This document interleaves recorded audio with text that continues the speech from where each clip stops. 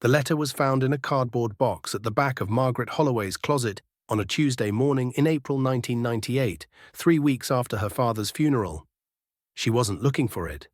She was looking for her father's military medals, the ones he'd earned in Korea, the ones he'd never displayed but never thrown away either.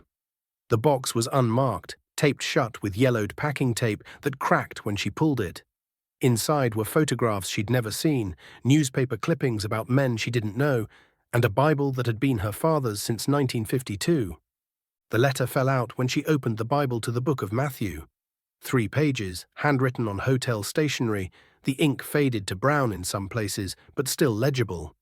The handwriting was her father's, but not the version she knew. This writing was shaking, unsteady, the letters formed with visible effort. Her father had always had perfect penmanship, the kind that came from Catholic school in the 1940s. But this looked like it had been written by someone whose hand wouldn't cooperate with what their mind wanted to say. The date at the top was March 17, 1968. Margaret sat down on her father's bedroom floor, the Bible in her lap, and began to read. The Sheraton Hotel in downtown Detroit sat on Washington Boulevard, 12 stories of brick and limestone that had opened in 1929 and still carried the weight of that era in its heavy furniture and dark wood paneling. Room 847 was on the 8th floor, facing north toward the Fisher Building, and on the night of March 16, 1968, it belonged to Muhammad Ali. He'd been in Detroit for 3 days, speaking at a Nation of Islam gathering, meeting with community leaders, and avoiding the press that followed him everywhere since his conviction for refusing military induction had been upheld by the appeals court 6 months earlier. Ali was 26 years old, stripped of his boxing license, stripped of his heavyweight title, facing 5 years in federal prison, and trapped in a legal limbo that had turned him from the most celebrated athlete in America into one of its most controversial figures. The knock on the door came at 9:47 p.m. Ali's bodyguard, a man named Herbert Muhammad, who worked security for the Nation of Islam, answered it. Standing in the hallway was a white man in his late 40s, wearing a factory worker's jacket with a Ford Motor Company patch on the shoulder. His hair was thinning, his face was weathered. His hands, hanging at his sides, were shaking slightly. "I need to speak with Mr. Ali," the man said. His voice was quiet, controlled, the kind of control that comes from holding something back with enormous effort. Herbert looked the man up and down.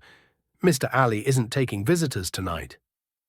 "I drove 4 hours to get here," the man said. "I'll wait as long as it takes." "What's your name?" "Thomas Holloway. I'm from Erie, Pennsylvania." "What do you want to talk to Mr. Ali about?" Thomas Holloway looked directly at Herbert for the first time. His eyes were red, not from crying, but from the kind of exhaustion that goes deeper than one sleepless night.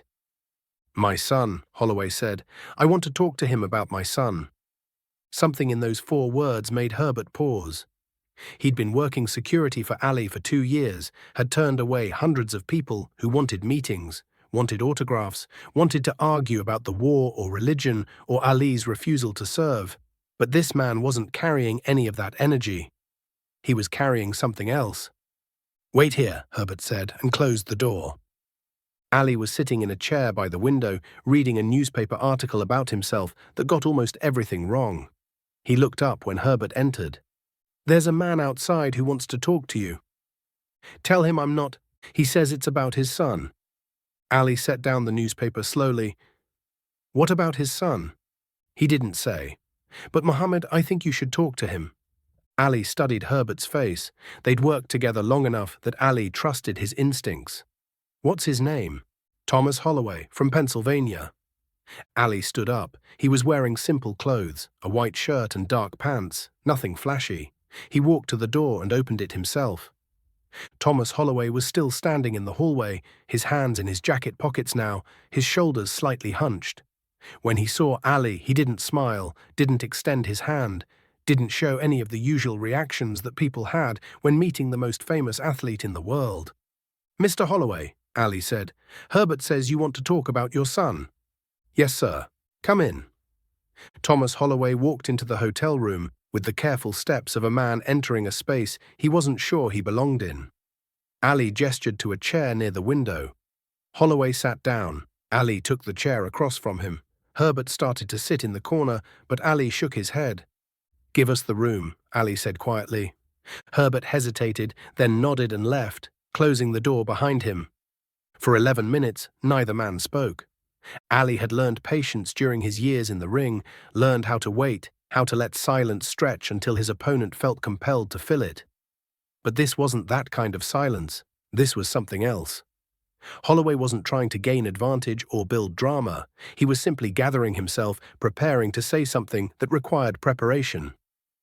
Ali watched him, watched the way Holloway's hands gripped the arms of the chair, watched the way his jaw clenched and unclenched, watched the way his eyes moved around the room, taking in details without really seeing them. Finally, Holloway spoke. "My son's name was Michael. Michael Thomas Holloway. He was 19 years old when he died. That was 8 months ago, July 12th, 1967, near a place called Dak To. Do you know where that is?" Ali shook his head slowly. "No, sir, I don't." "It's in the central highlands of Vietnam. Michael's platoon was on patrol when they walked into an ambush. 17 men went out that morning, 5 came back. Michael wasn't one of them." The words came out flat, practiced, like Holloway had said them enough times that they'd lost their ability to hurt him in the saying. But his hands told a different story. They were gripping the chair arm so hard his knuckles had gone white. Ali didn't say anything. Something in Holloway's voice told him that this wasn't the time for condolences or platitudes. "I got the telegram on July 15th, Holloway continued. "A Friday. I was at work. Ford Motor Company, Tool and Die Division. Been there for 23 years. My foreman came and got me off the line, told me I had a visitor in the office. I knew before I even got there. You know how you can just know sometimes?" Ali nodded. There was a captain standing in the office. Young guy, couldn't have been more than 25. He had this look on his face like he'd done this before, like he knew exactly what he was about to do to my life, and he hated having to do it. He said the words, "Killed in action. Died serving his country. Grateful nation." All the words. Holloway paused. His breathing had become heavier. "I didn't cry, not then. I thanked the captain. I went to my locker. I clocked out. I drove home. My wife was in the kitchen. She took one look at my face and she knew. She screamed. I didn't. I couldn't. Something inside me had just stopped." Ali leaned forward slightly in his chair. His famous charisma, his playful energy, all of it was gone. He was just a man listening to another man's pain. "For 8 months, Holloway said, I've been trying to understand it. Trying to make sense of why my son had to die in a jungle on the other side of the world. The government says he died for freedom. My neighbors say he died serving his country. My priest says he died with honor. But none of those words mean anything to me, Mr. Ali. They're just sounds people make to fill up the silence. I came here tonight because I need to understand something.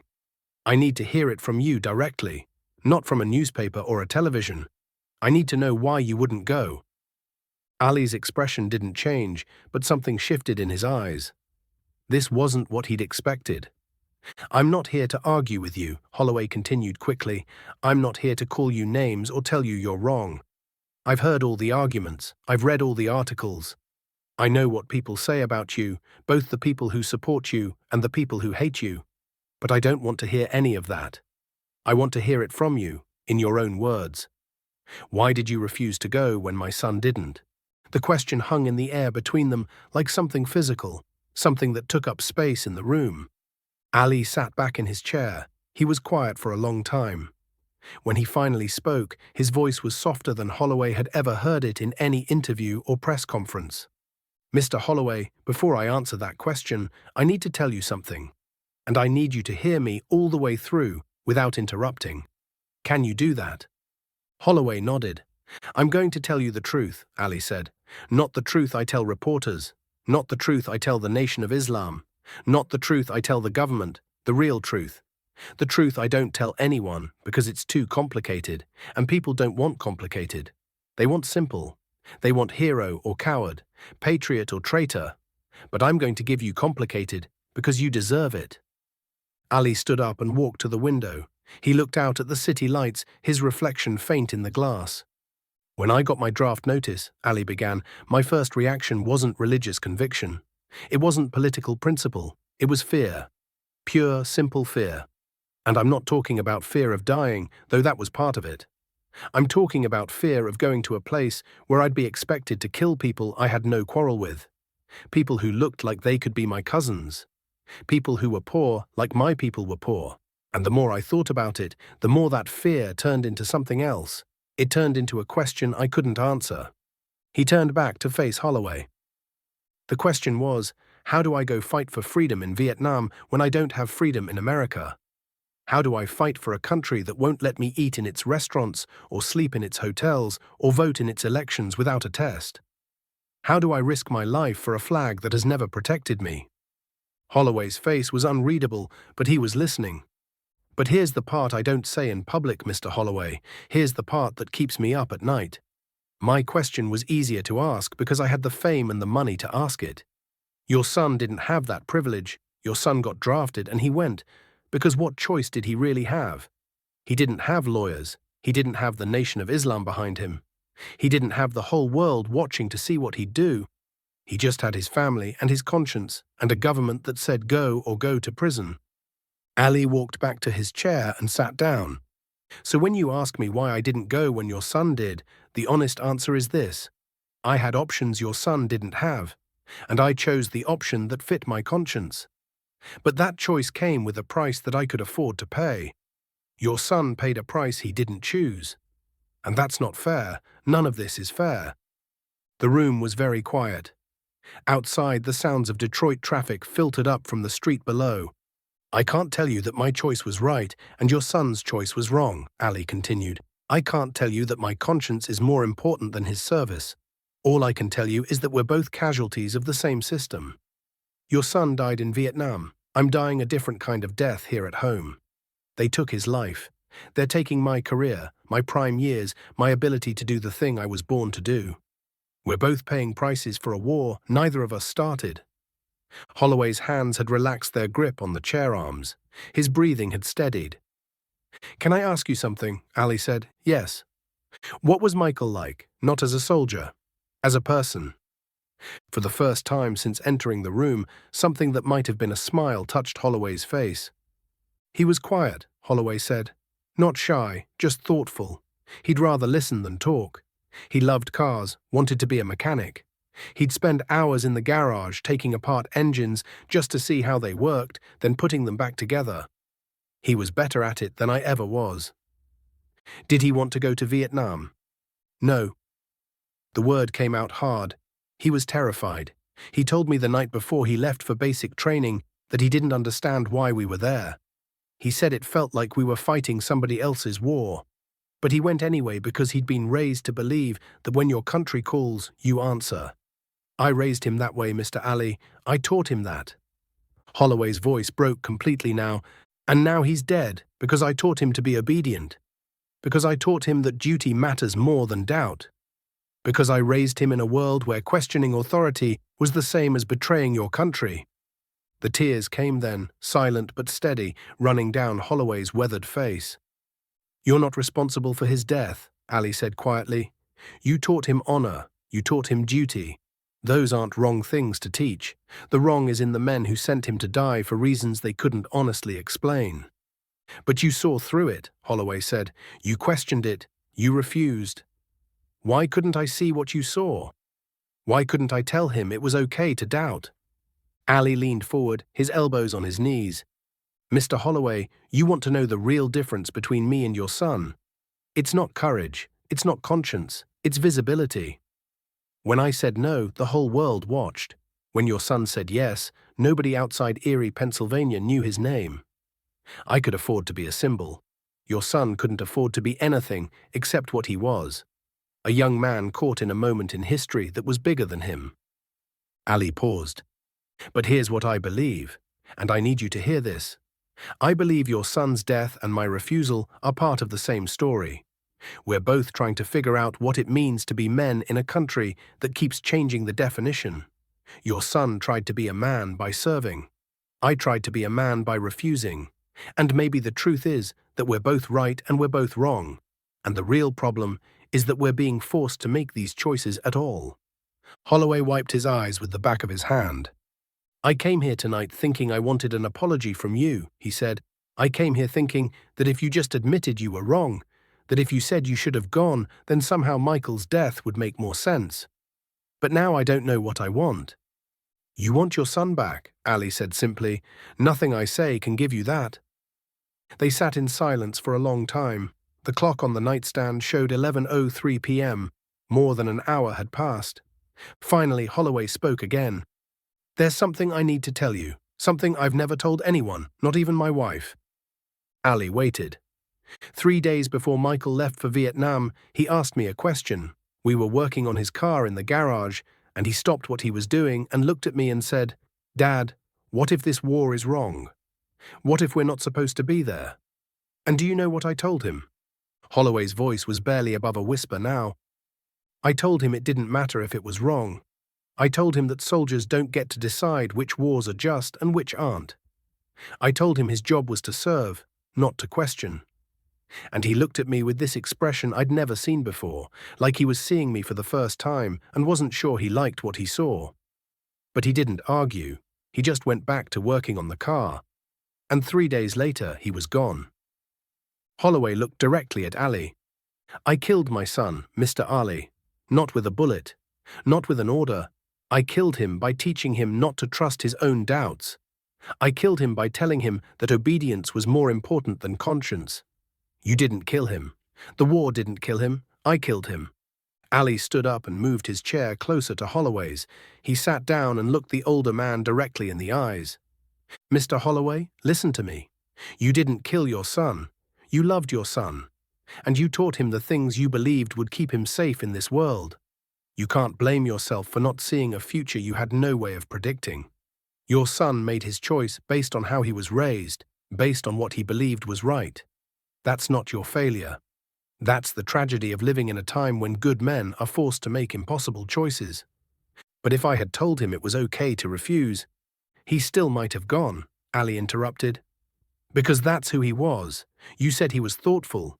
You said he was quiet. Men like that don't refuse service because their father gave them permission. They refuse because their conscience won't let them do anything else.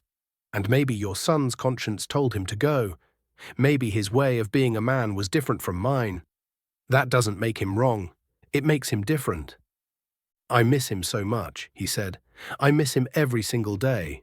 I go to work and I come home and I sit in that garage where we used to work together and I can't even look at the tools because they remind me that he's never coming back. Ali reached out and put his hand on Holloway's shoulder. They sat like that for a long time, two men who had entered this room as strangers, connected now by grief that had no easy answers. When Holloway finally stopped crying, he looked up at Ali. Why did you talk to me tonight? You could have had your man send me away. You could have told me you were busy or tired or not interested. Why did you let me in? Ali was quiet for a moment. Because I see them too, he said finally. The young men who went, the ones who died, the ones who came back broken. I see them and I wonder if my refusal made their burden heavier. I wonder if the men who died in Vietnam resent me for staying home. I wonder if I'm a coward hiding behind principle. You're not a coward, Holloway said. How do you know? Because a coward wouldn't have let me into this room. A coward wouldn't have listened to a stranger call him a killer and a traitor. A coward wouldn't have told me the truth when a lie would have been easier. Holloway stood up slowly, his body showing the exhaustion of emotional release. I should go. It's late. You probably have things to do tomorrow. Ali stood as well. Mr. Holloway, can I ask you one more thing? Yes. Will you write to me? Not about the war or politics or any of that. Just about Michael. Tell me stories about him. Tell me what made him laugh. Tell me what he dreamed about. I want to know who he was, not just that he died. Holloway looked surprised. Why? Because he matters. Because his life was more than the way it ended. And because I need to remember that the war isn't just an idea I can argue about. It's young men like your son who paid the price for everyone else's opinions. Holloway nodded slowly. I'll write to you. They shook hands. When Holloway reached the door, he turned back. Mr. Ali, I came here tonight hating you. I came here thinking you were everything wrong with America. But now I don't know what I think. Maybe we're all just doing the best we can with what we know. That's all anyone can do, Ali said. After Holloway left, Ali stood at the window for a long time, looking out at the city. Herbert came back in eventually. How did it go? Herbert asked. He lost his son in Vietnam. What did you tell him? The truth. Which truth? Ali turned from the window. The one where nobody's right and nobody's wrong, and we're all just casualties of the same war. Thomas Holloway wrote to Muhammad Ali 4 times over the next 2 years.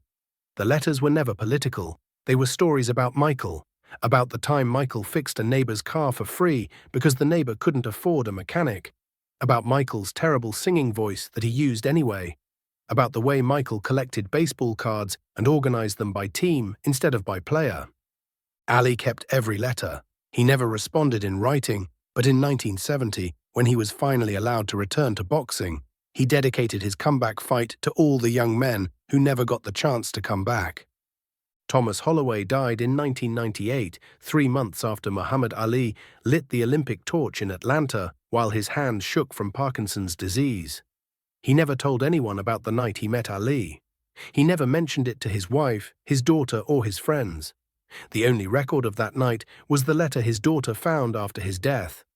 The letter ended with these words: I went to Detroit in 1968 wanting to hate Muhammad Ali. I wanted him to be the villain my grief needed him to be.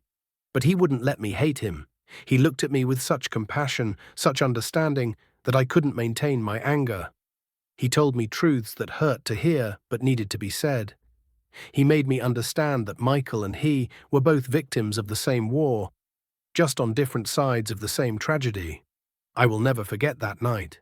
I will never forget the grace he showed to a grieving father who came looking for someone to blame. Muhammad Ali gave me something I didn't know I needed: permission to love my son and question the war at the same time. That gift is worth more than any apology could have been. Margaret Holloway read those words sitting on her father's bedroom floor, tears streaming down her face. She had grown up knowing her father as a quiet man who carried a sadness he never fully explained. Now she understood why. He'd been carrying not just grief, but the weight of understanding things he'd been taught his whole life not to understand. She called the Ali Family Foundation the next day. She wanted them to know that her father had kept this story private out of respect, not shame. She wanted them to know that one night in March 1968, Muhammad Ali had saved her father from drowning in his own grief. The foundation thanked her for sharing the letter. They asked if they could publish it. She said yes, but only after Ali himself was gone. She wanted him to know the impact he'd had while he was still alive. Muhammad Ali died in 2016. The letter was published in 2017 as part of a collection of untold stories from people whose lives Ali had touched outside the ring. It became one of the most shared pieces written about Ali that year, not because it showed him as a hero or a villain, but because it showed him as a human being who understood that the hardest fights aren't won with fists, but with the courage to sit in a room with someone's pain and not look away.